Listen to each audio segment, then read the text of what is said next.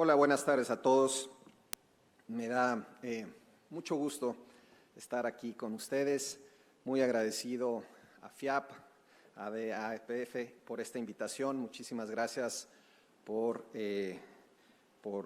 ello. Y vengo ahora, he tenido la oportunidad de estar en otros eventos de FIAP en un carácter distinto, es decir, fui regulador de las pensiones en México durante 6 años y ahora con la plena tranquilidad de vivir en el mundo independiente y no estar sometido a las múltiples presiones de la vida pública.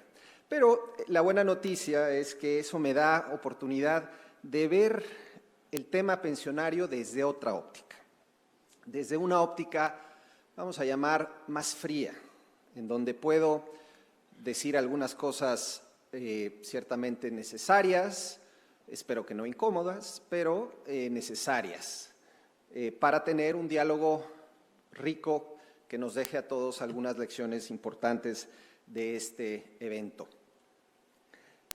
Voy a hablar brevemente sobre algunos hechos estilizados en materia de informalidad en la región latinoamericana, algunos eventos que han ocurrido los últimos 2 años, que han complicado el panorama de la informalidad, preguntarnos si hay o no salida frente a estos desafíos y brevemente un comentario que no es propiamente, digamos, el motivo de esta presentación. No voy a hablar más allá de pensiones, de un par de reflexiones finales. Bueno, los hechos estilizados de la informalidad en América Latina y el Caribe. Probablemente esta lámina, si lo hubiéramos puesto hace 10 años, sería prácticamente idéntica. Es decir, por un lado, sabemos que aproximadamente entre el 45 y 50% de la población latinoamericana está en la informalidad. Y es muy importante señalar que por informalidad nos referimos a que no tienen seguridad social, ciertamente, no necesariamente están en la ilegalidad, también importante señalarlo, sino que simple y llanamente no están cubiertos por lo que conocemos todos como la seguridad social. 45 y 50%, 140 millones de latinoamericanos.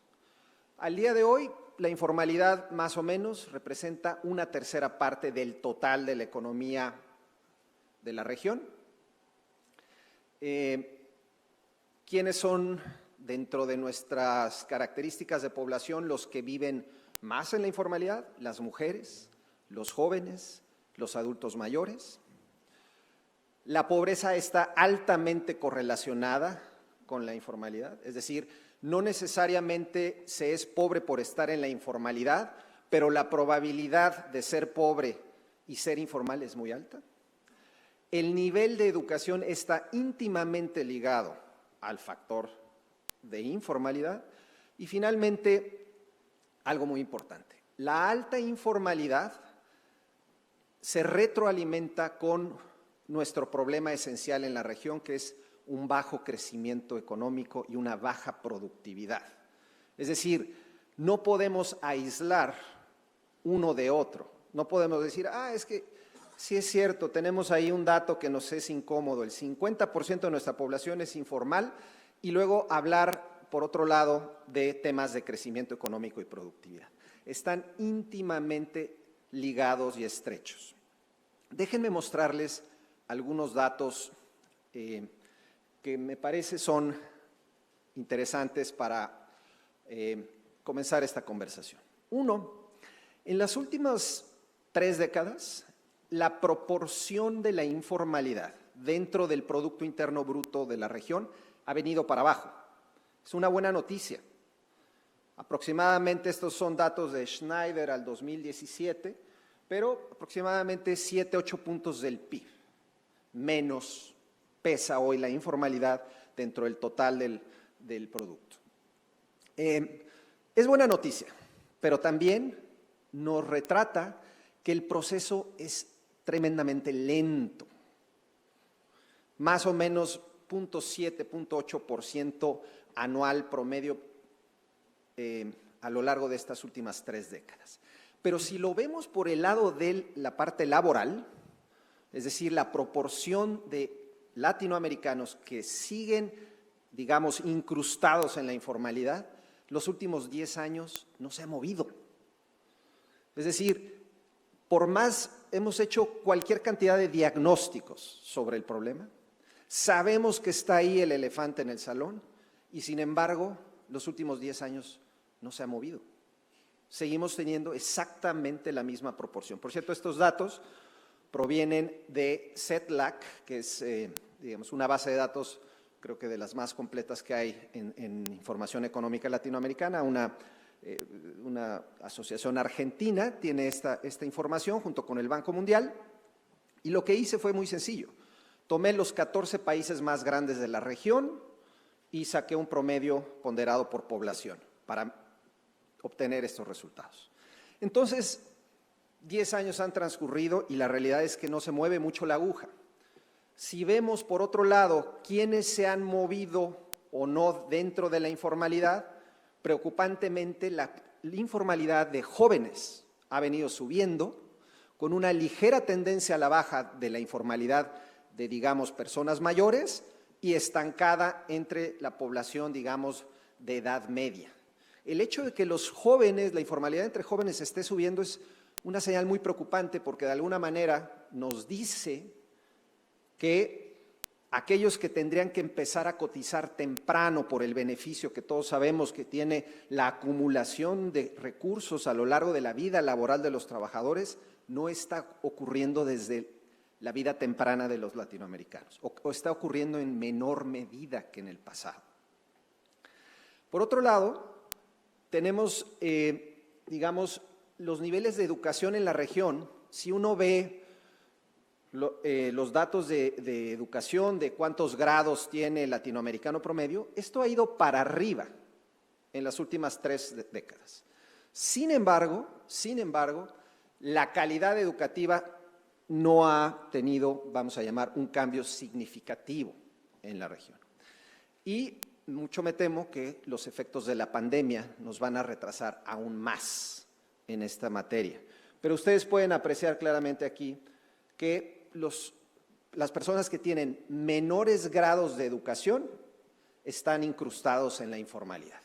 Y solo una proporción muy pequeña de personas con altos grados educativos se encuentran hoy en la informalidad. Lo que les estoy diciendo, pues, hasta cierto punto no es ciencia nuclear. Intuitivamente podemos verlo en las calles, pero la realidad no cambia o está cambiando muy lentamente.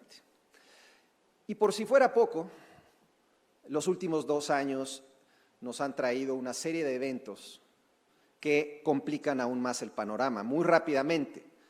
Veamos, los datos recientes dados a conocer por las Naciones Unidas no es que sean nada nuevo, pero hoy ya sabemos el número que está anticipando las Naciones Unidas: 142 millones de latinoamericanos arriba de 65 años en el año 2050, 3 veces más que el número actual. De ese tamaño es el desafío. Nos quedan 28 años para entonces. No parece mucho, pero es relativamente poco. Y se nos viene el tsunami de envejecimiento en la región ya.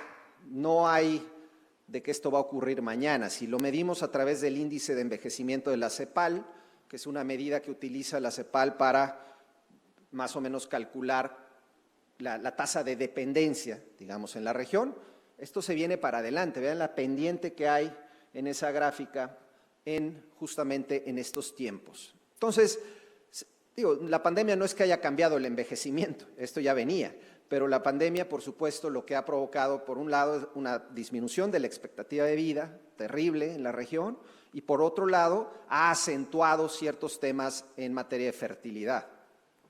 El crecimiento económico, indispensable para poder hablar de una reducción sistemática del crecimiento económico, pues desgraciadamente cada vez con más frecuencia se oye hablar, y Klaus hizo alguna mención a ello, se oye hablar de otra década perdida en la región.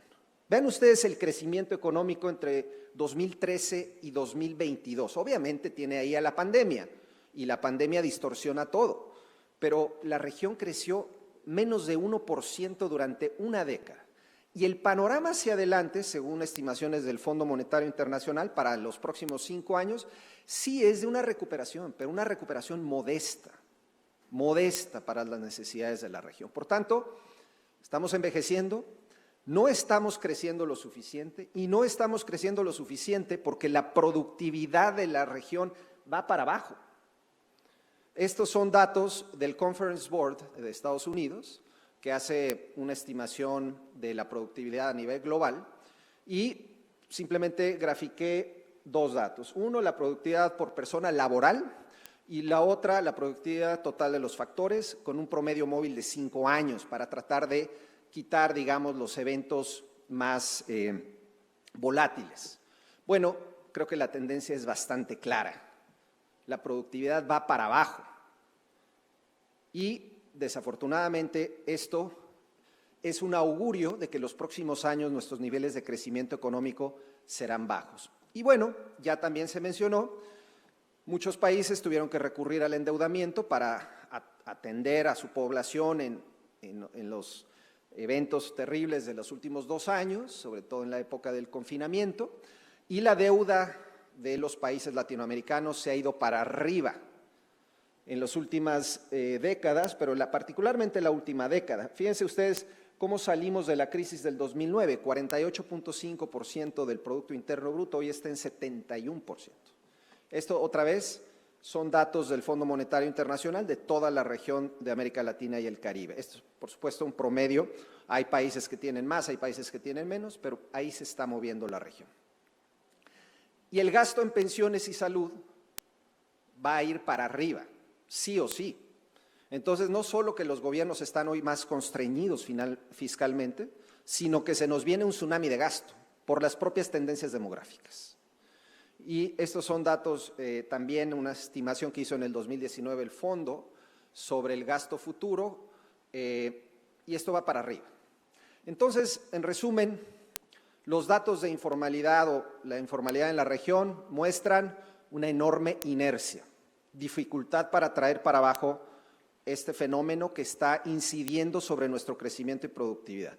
Y por si fuera poco, eventos exógenos y endógenos que están complicando aún más el panorama. Entonces, frente a ello, por supuesto, si me hubieran invitado solo para hablar de las preocupaciones y no sobre las posibles soluciones, pues aquí terminaría la presentación y creo que todos podríamos estar un poco deprimidos respecto a que la salida no parece sencilla. Pero siempre con un tono optimista respondo, sí hay salida, sí hay salida. No será fácil, pero sí hay salida. Norman Loaiza, un conocido economista del Banco Mundial, desarrolló un modelo sobre informalidad para las próximas 3 décadas o 2 décadas en la región. Le llamó el Informality Scenario Analysis. Y básicamente ustedes pueden descargar los datos para cada uno de los países en desarrollo. Y básicamente lo que hace Loaiza y su grupo de colaboradores es tratar de anticipar cuál es la tendencia que tiene la informalidad en distintos países, considerando ciertos escenarios, particularmente de costos laborales y productividad.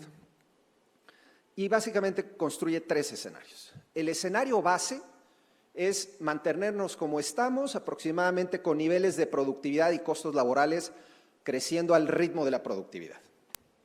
El escenario optimista es un escenario reformista en donde la productividad crece más rápido que los costos laborales, y el escenario que él denomina populista, en donde los costos laborales crecen más rápido que la productividad. No les quise traer el escenario populista porque estamos asumiendo en términos optimistas de que las cosas van a ir para mejor, pero creo que es muy claro y evidente que si seguimos como vamos, nos vamos a quedar exactamente como vamos hoy. Es decir, sin señales claras por parte de los gobiernos de atender el reto de la informalidad. En el 2040, que es hasta donde se mueve este modelo, vamos a seguir hablando conferencias durante los próximos 30 años en la misma dirección. Pero hay salida porque hay un escenario reformista en donde si se atienden las mejores prácticas, podemos ver estos niveles de informalidad que tanto afectan el mundo de las pensiones ir para abajo. Y aquí retrato, me quedan ya un par de láminas. En una lámina, lo que considero, digamos, son las lecciones más importantes en la materia de cómo reducir la informalidad de las últimas décadas. Hay un reporte reciente, por cierto, del Banco Mundial que se llama Informalidad, vivir bajo la sombra de la informalidad, que trae en uno de sus capítulos precisamente lecciones aprendidas en el mundo que dan, digamos, cierta esperanza de que se puede atender la problemática, el reto, siempre y cuando haya gobiernos convencidos de que esto se tiene que enfrentar. No les estoy diciendo tampoco nada nuevo. Ambiente de negocios, estabilidad macroeconómica y un ambiente propicio para la inversión. De poco sirve tener un gobierno que hace, sí, algunas reformas, hace alguna cosa por ahí, pero al mismo tiempo ahuyenta la inversión. Y eso, por supuesto, incide sobre el potencial productivo de las economías y tira para abajo las posibilidades de observar una mejora en los niveles de informalidad. Pero no es suficiente el crecimiento económico. En 1995, cuando se hizo la reforma de pensiones de México, muy parecida a la de República Dominicana y de otras naciones, los creadores de la reforma, los hacedores de política pública de la reforma, en la exposición de motivos decían: en las próximas décadas, gracias a esta reforma, vamos a lograr bajar la informalidad. Por más buenas intenciones que tenían quienes diseñaron esa reforma, se equivocaron rotundamente. No pasó. Y podemos discutir años de por qué no pasó, pero la realidad es que la estabilidad macroeconómica claramente es condición necesaria, no condición, pero no suficiente para poder abatir los niveles de informalidad. Segundo, tiene que ver con la regulación y la gobernanza. Básicamente, las regulaciones en materia fiscal y laboral, hay experiencias positivas en el mundo de hacer más fáciles el pago de impuestos, de reducir las regulaciones laborales que solo estorban a los emprendedores para abrir negocios. Hay, por supuesto, experiencias positivas en cómo mejorar los procesos de recaudación sin digamos, de alguna manera motivando confianza en los ciudadanos para el pago de impuestos, y hay experiencias exitosas también de combate a la corrupción que tanto afectan y dañan la confianza de los ciudadanos para entrar a la formalidad. Tercero, temas de capital humano. No es suficiente la cantidad de educación, la calidad de la educación es fundamental. Si no somos capaces en la región de mejorar nuestra calidad educativa, nos vamos a quedar encerrados básicamente en nuestros niveles actuales de informalidad. No hay vuelta de hoja, pero también hay experiencias favorables en este terreno. Y algo muy importante tiene que ver con la inclusión financiera. Todos los avances tecnológicos que ha traído la digitalización le dan una oportunidad muy importante a las próximas, digamos, en los próximos años para seguir haciéndole la vida más fáciles a las empresas a la hora y a los empresarios a la hora de decidir si entran o no entran a la formalidad. Recordar, digamos, y esta es de mucho tiempo, quienes están en la economía informal, muchas veces porque la vida para entrar a la formalidad es muy complicada. Sí. Por tanto, el costo de mantenerse informales, digamos, en el balance sigue siendo para muchas personas que están en esta condición, mejor quedarse en la informalidad a entrar a la formalidad. Tenemos que hacer más atractiva la informalidad, reduciendo los costos, y por supuesto también tenemos que atender los problemas de desarrollo que están vinculados a la inclusión financiera y a la educación. Y finalmente, no puedo dejar de mencionar Un tema que ha estado muy en boga en los últimos años, pero que no se le ha dado, me parece, suficiente atención, y que es toda la tesis de Santiago Levy, que ha estado en estos eventos, digamos, en FIAP en varias ocasiones, que tiene que ver con la universalización de la seguridad social. El último reporte también del PNUD en materia de desarrollo deja muy claro: América Latina está inmerso en una trampa de desarrollo. Si no se atiende el problema de la seguridad social de una forma comprensiva, no habrá forma de mejorar los niveles de crecimiento, de equidad y de abatimiento de pobreza. Por tanto, creo que la mirada al ecosistema general de la seguridad social es indispensable. Termino con un par de mensajes, ya se me acabó el tiempo. Todo esto nos deja una muy clara lectura de que si seguimos como vamos, no va a cambiar gran cosa la realidad latinoamericana. Hay buenas experiencias, reitero, y eso da una luz de esperanza. Pero mientras tanto, estos cambios a los que acabo de hablar parecen muy sencillos, pero toman mucho tiempo, costo político y, por supuesto, políticos comprometidos, que no es fácil encontrar en estos tiempos en el mundo del populismo. Pero mientras tanto, ¿qué hacemos con la reforma, con las pensiones? Bueno, aquí se han mencionado la mayor parte de los temas y voy a, por supuesto, dejar que los demás los comenten. Tenemos que seguir en el proceso de reformas, pero hoy lo que estamos viendo en la región en general es un retroceso en materia de reforma. Un sólido pilar cero, sí, pero con institucionalidad, porque en el mundo actual se vuelve muy apetitoso para los políticos cortoplacistas tomar el pilar cero y básicamente sobreprometer. Tercero, un ecosistema para hacer llegar los servicios financieros de ahorro para todos, que ya hay experiencias también importantes. Recuperar la confianza, Diego Valero lo comentó, hemos perdido la narrativa, tenemos que entrar a esa discusión de cómo recuperar la confianza en nuestros sistemas, en los sistemas de capitalización individual.